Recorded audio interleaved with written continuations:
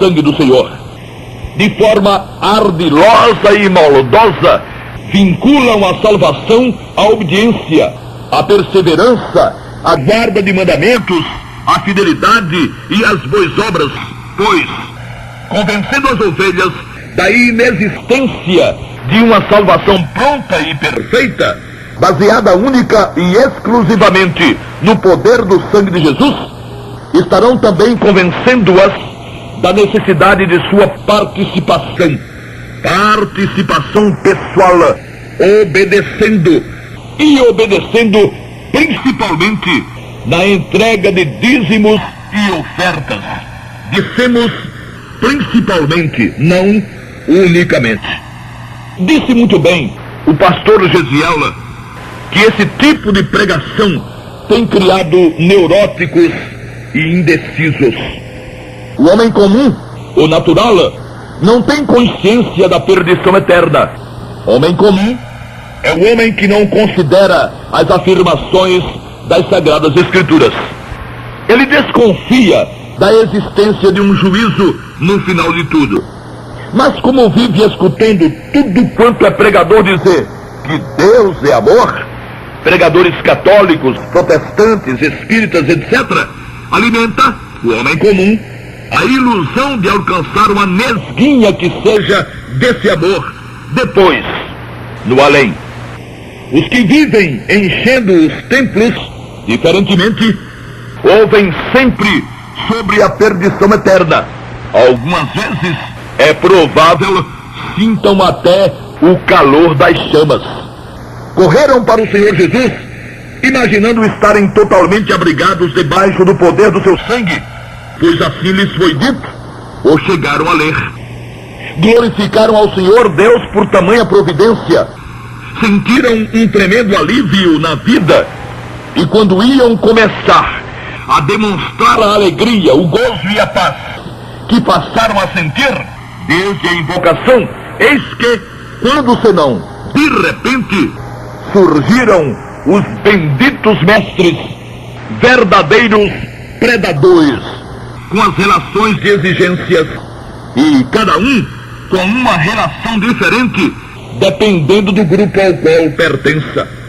Primeiro, aquela farisaica demonstração de espiritualidade, para que haja credibilidade no que irão dizer. E então, começaram as citações do faça, não faça, coma, não coma, pode, não pode, todas de escrituras de antes da cruz, quando não podia existir e quando realmente não existia a graça salvadora, e a alegria e o gozo e a paz que aqueles remidos sabiam e sabem existir em seu interior e que gostariam de exteriorizar, transformaram-se e transformam-se em neurose, em medo, em temor, em tristeza, em incerteza. Exatamente o que o Senhor Jesus veio anular no coração do remido.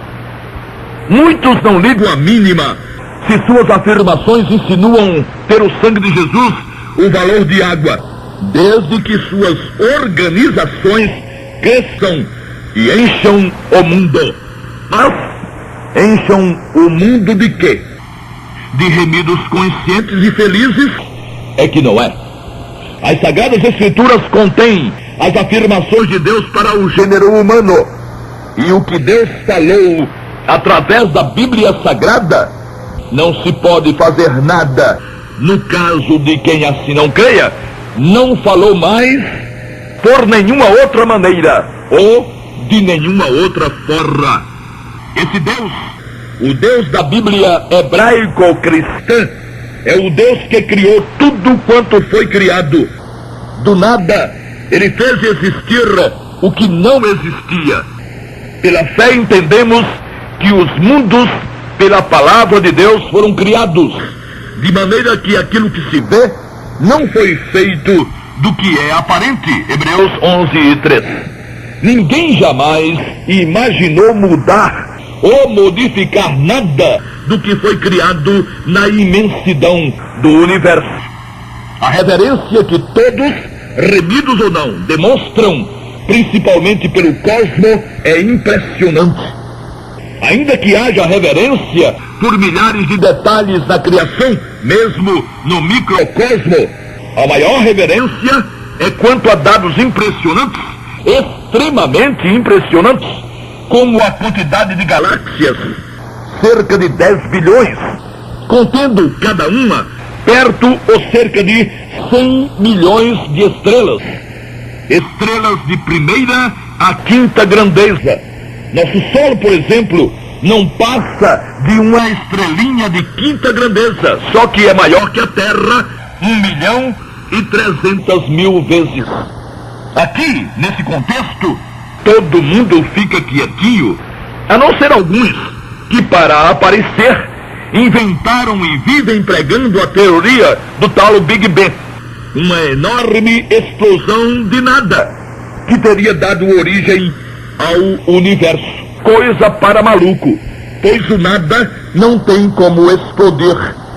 Se tivesse acontecido uma explosão, teria que ter sido de alguma matéria, e voltaria tudo ao ponto de partida. Quem teria criado a matéria? Pois bem, no que diz respeito ao fantástico universo, com números absurdos para a compreensão humana, os que conhecem as Sagradas Escrituras reverentemente admitem como sendo tudo resultado da vontade criadora do Altíssimo, que é digno, nesse contexto, de toda a glória, de toda a reverência, de todo louvor, e etc, e etc. E já com sua palavra, não. Quando se trata de tratar com a palavra do mesmo Deus que criou os mundos, os insondáveis mundos galácticos, esses mesmos que tanto reverenciam como Criador, acham que podem e que devem alterar, adulterar e manejar para cima e para baixo a palavra, e com a palavra, para fazê-la dar certo com o que o seu grupo inventou há tantos anos ou séculos atrás. É o que pensam que passa a valer, e não o que a palavra de Deus contém. E como disse o pastor Gesiel, de forma iluminada e cristalina, interpretam as Escrituras com uma imperícia hermenêutica de fazer medo à estátua de pedra, pois não consideram o que Deus tanto considerou.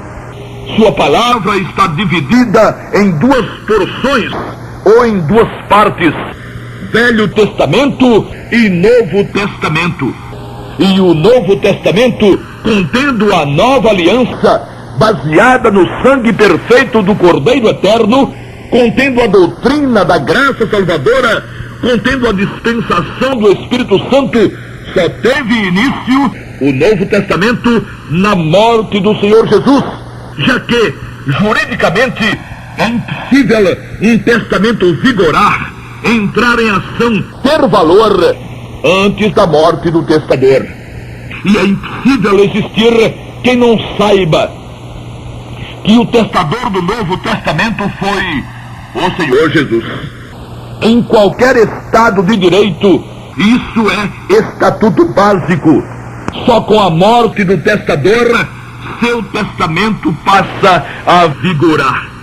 E é precisamente nesses termos o testemunho bíblico, pois está escrito: onde há testamento, necessário é que intervenha a morte do testador, porque um testamento tem força onde houve morte.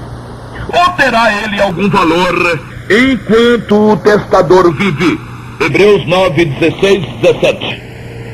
Não terá, e não tem nenhum valor, nenhum testamento antes da morte do testador, que vivo poderá ainda alterá-lo quantas vezes quiser.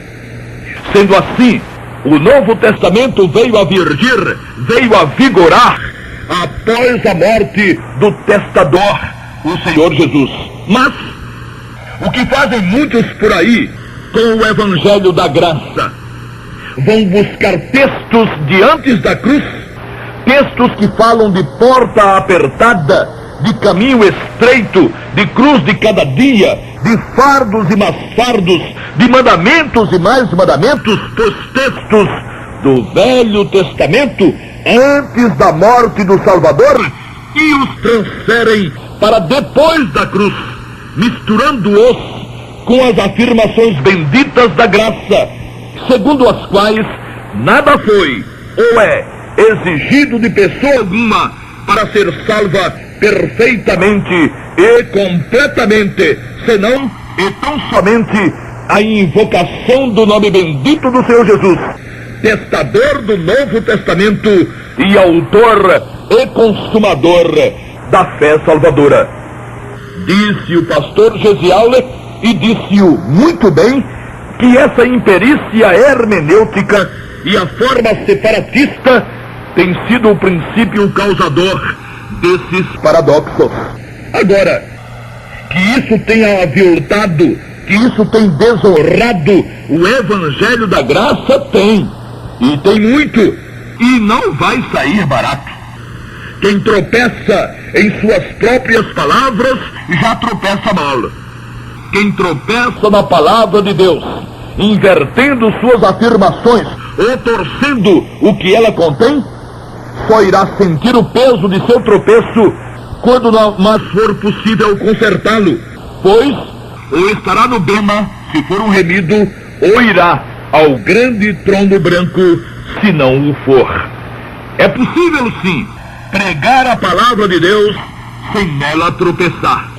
Em havendo sinceridade, reverência e temor, haverá a iluminação necessária para que nunca aconteçam afirmações falsas ou dúbias. O bem maior de um homem de bem é sua palavra. E o que dizer da palavra de Deus?